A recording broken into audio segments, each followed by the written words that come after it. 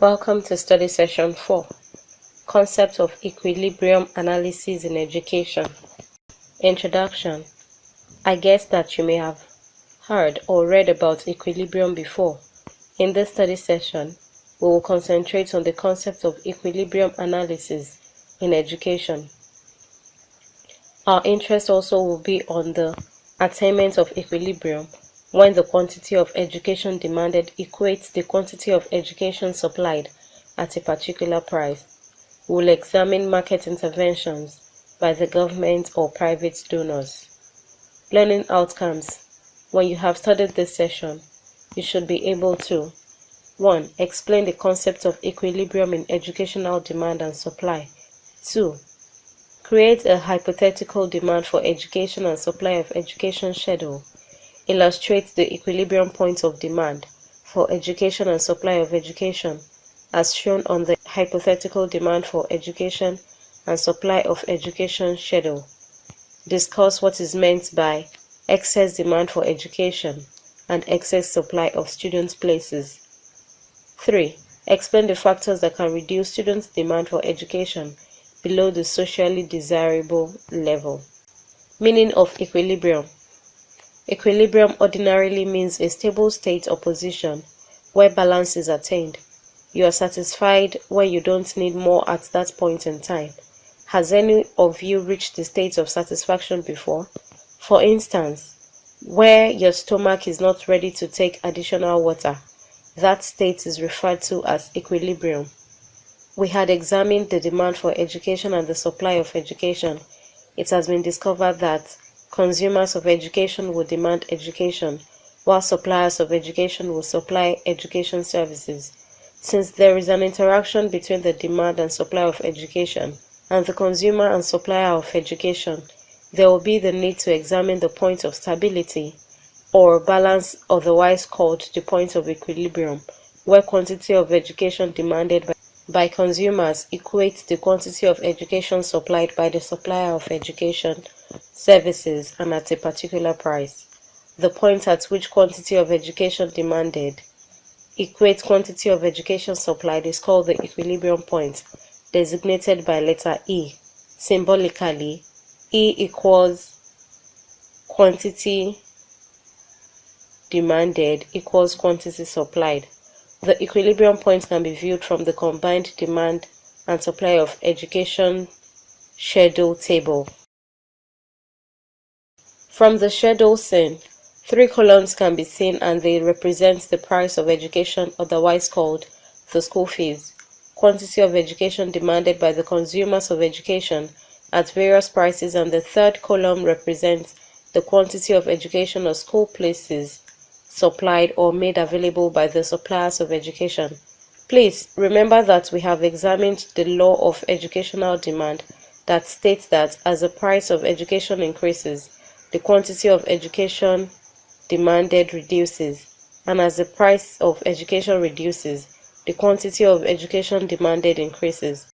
Also, with respect to the supply of education, the law of supply of education states that as the price of education increases, the quantity of education or school places increases, while when the price of education decreases, the quantity of education also decreases. You need to carefully examine the table for demand for education and supply of education schedule and realize that the information on columns of price of education and quantity of education demanded obeyed the law of demand. For education, while the combination of information on columns of price of education and quantity of education supplied also obeyed the law of supply of education, but at a unique or common price, 1 million naira. The quantity of education demanded, 1,000, equated the quantity of education supplied, 1,000. This is a unique point where the quantity of education demanded equates the quantity of education supplied, but at the common price of 1 million naira, which is the equilibrium price. Equilibrium point of demand for education and supply of education. Point E on the graph above is the equilibrium point, where the quantity of education demanded equates quantity of education supplied. It is also a point at which the educational demand curve intersects the educational supply curve. At point E, quantity of education demanded equals quantity of education supplied. Excess demand for education. Excess demand for education represents a situation where the number of people seeking admission into an educational system is greater than the number that can be accommodated by the school. For example, 30,000 people may be seeking admission into the university, while only 15,000 spaces can be provided. The difference between 30,000 and 15,000, which is 15,000, is excess demand for education.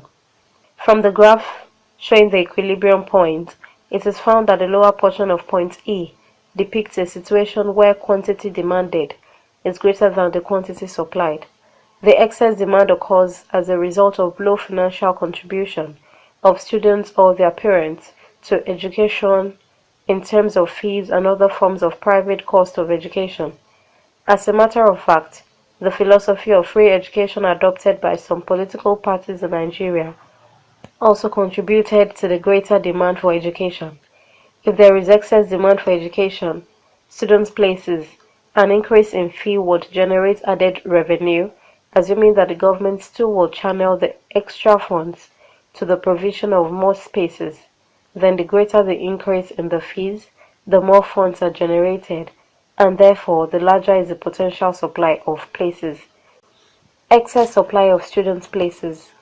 The excess supply of student places is a situation where the number of students enrolled is less than the number of available or provided student places by the respective suppliers, providers of education, that is, institutions of learning. This situation is depicted at the upper part of the equilibrium graph, point E, where supply is greater than demand. The excess supply or surplus situation occurs as a result of high user charges charged by the respective providers of educational services. If students are charged high fees initially, the number of people seeking admission will be very low. For example, assuming that in one of the private universities in Nigeria, the fees charged is 106,000 naira per academic session, and the number of people that sought admission to the university is 20,000, while the number of spaces available for new students is 25,000. Assume further that all the applicants, 20,000, will be able to afford and pay the charged fee, 106,000 naira. It then follows that the available student places in the institution are greater than the demand for student places in the private university, charging 106,000 per session.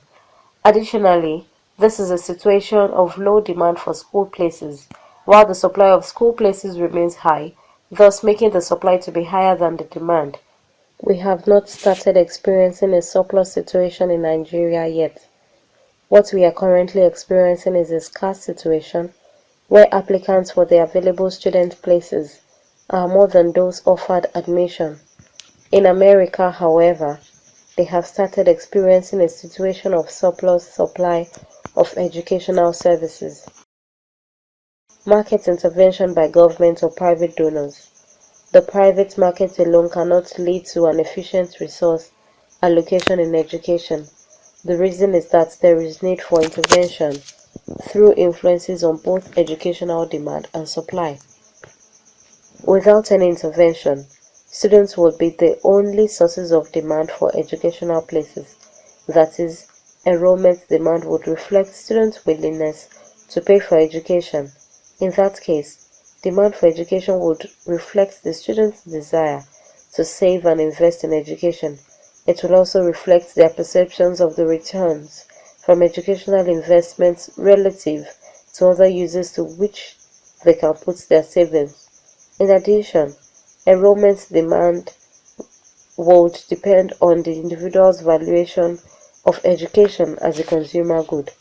Nevertheless, students' demand is not likely to be the same thing as social demand for education. There are three factors that can reduce students' demand below the socially desirable level. These factors are undiversified risk. People seeking admissions are usually faced with risk of failure in school and later in the labor market. Although the society is faced with this risk, it is possible for the society to diversify the risk. The society can pool the risk of dropping out of school to those students who have less risk of either repeating or dropping out. That means the number of successful completers would at the end compensate for the number of failure. The risk of failure would, therefore, become minimal when one thinks of the corresponding successes from investing on education. Consequently, the society can afford to invest in education and later into the labor market. Society can spread this risk on many taxpayers. By this, we mean that the society would not feel the impact of failure as an individual would feel it, because when the society fails, it is felt by many people, thus making the pain less severe than when the whole failure is borne by an individual. Society can pool or spread risk, but an individual cannot. So, individuals with high risk will not be willing to pursue education except there is some support. Difficulty of borrowing. There are so many students who consider investment in education as an important, profitable and necessary venture, but because of the difficulty of borrowing against future returns in education, they cannot afford education without intervention. In many countries of the world, the ability to enforce loan terms for private lender without a guarantee is limited. In most cases, lenders would require very high interest premiums to compensate for default risk.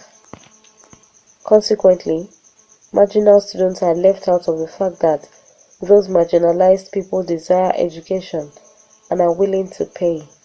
Thus, students' demand alone cannot lead to efficient allocation of resources, since many people will not enroll in the educational system, despite the fact that investment in such educational system is worthwhile. Externalities in education. Individual potential students are largely concerned with net benefits accruing to them, whereas there are other social net benefits that might be received by others from a student's education. Enrollment demand would thus not necessarily reflect the social net benefits others might receive from student education. Due to this reason, there is the need to intervene in the interaction between forces of private demand for education and institutional supply. Apart from intervention in the demand side, there is a need to control the supply aspect as well for two reasons. Inadequate funding of basic research. If there is no intervention in the provisions made for basic research in the educational system, less than the desired level of such research will be carried out.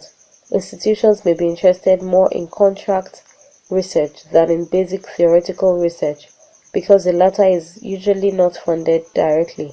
Students would be willing to pay for the incremental quality of instruction resulting from basic research if they were asked to do so. However, what the students will be willing to pay will be less than the value of the basic research. It therefore becomes important that the supply of such basic research be influenced. Institutional monopoly. Monopoly within educational institutions may make the prices that institutions charge for instruction different from the actual minimal cost. Their effect is to make prices exceed actual minimal costs and to make differences in supply prices for various categories of instruction more uniform than differences in minimal possible cost. Some institutions have specialized academic programs owing to their local or their year of establishment. For example, the University of Ibadan has become a special and unique university as a result of its age and past glories. The vantage position of this university may lead to monopoly pricing restrictions. The University of Ibadan might have some degree of power to exact prices in excess of minimum cost when compared with other universities in the country. Additionally, some smaller institutions may be forced to charge prices below the minimum possible instructional cost in areas such as science and technology, which are more expensive to run than courses in arts and education. Consequently, there is need to intervene in institutional supply so as to ensure efficiency in the allocation of scarce resources. Study session summary. In this study session, we examine the concept of equilibrium, and to this end, the definition of educational supply schedule was examined and hypothetical educational supply schedule was shown.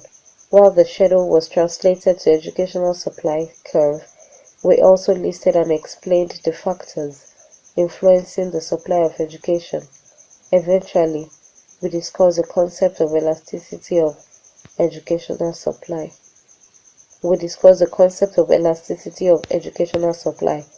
End of study session 4. Thanks for listening.